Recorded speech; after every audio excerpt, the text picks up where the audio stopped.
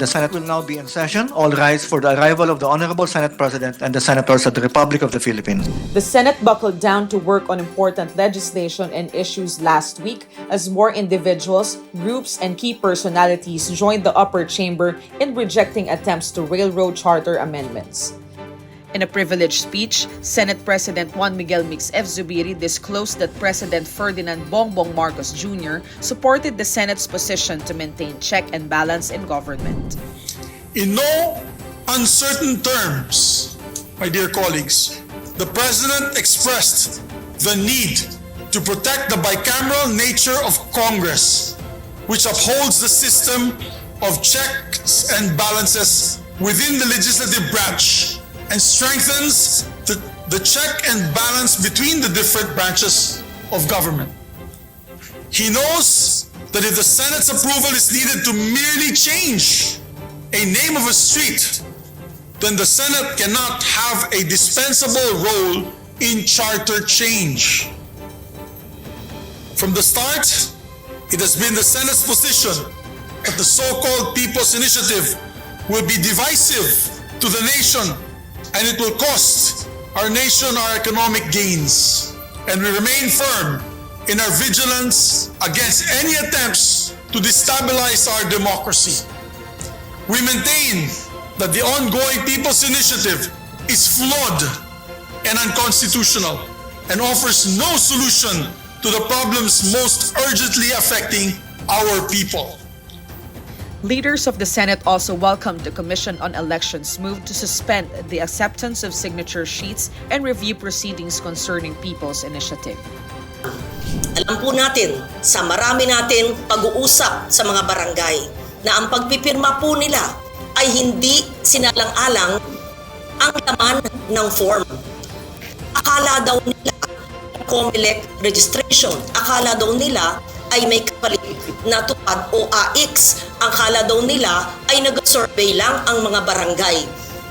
Huwag natin i-exploit ang kawalan ng edukasyon or mas masama ang kala ng pera o ayuda sa mga pirma ng ating mamamayan. Observing National Bible Day, Majority Leader Joel Villanueva said he hopes that Filipinos would be guided by the Word of God towards truth, justice, and righteousness.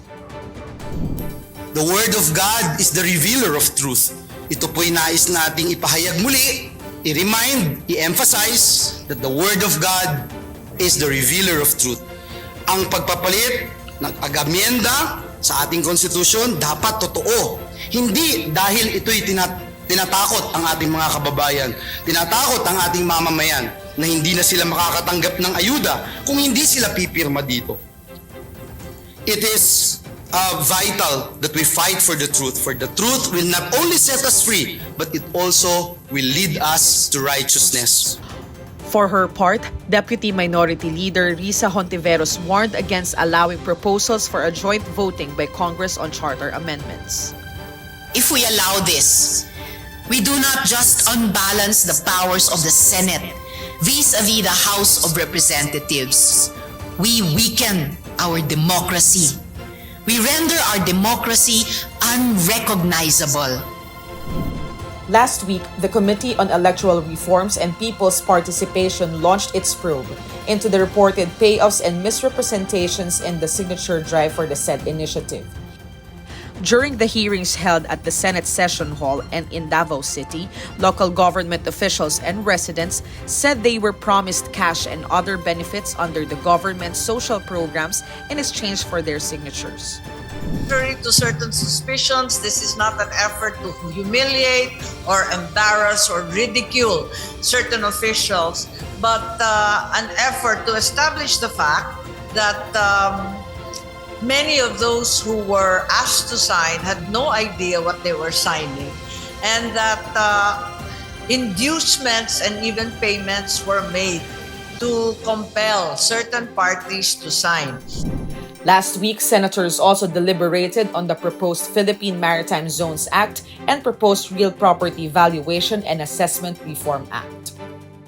Meanwhile, Senator Raffy Tulfo took to the plenary to call on concerned agencies, local government units, and utility firms to address the threats posed by tangled and dangling cable wires in Metro Manila and other areas of the country.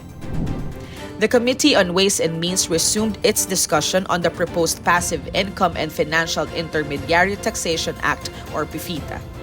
In the hearing of the Committee on Economic Affairs, senators renewed the push for the establishment of the Bulacan Airport City Special Economic Zone and Freeport Authority. The Games and Amusement Subcommittee resumed its inquiry into the integrity and trustworthiness of the Philippine Charity Sweepstakes Office's Lotto Games. The panel also tackled the PCSO's prize tax remittance as well as the laws and regulations governing casino operations in the country. Senate President Pro Tempore Loren Legarda celebrated her birthday by helping Filipino farmers as she hosted the second Bayong All You Can in the Senate.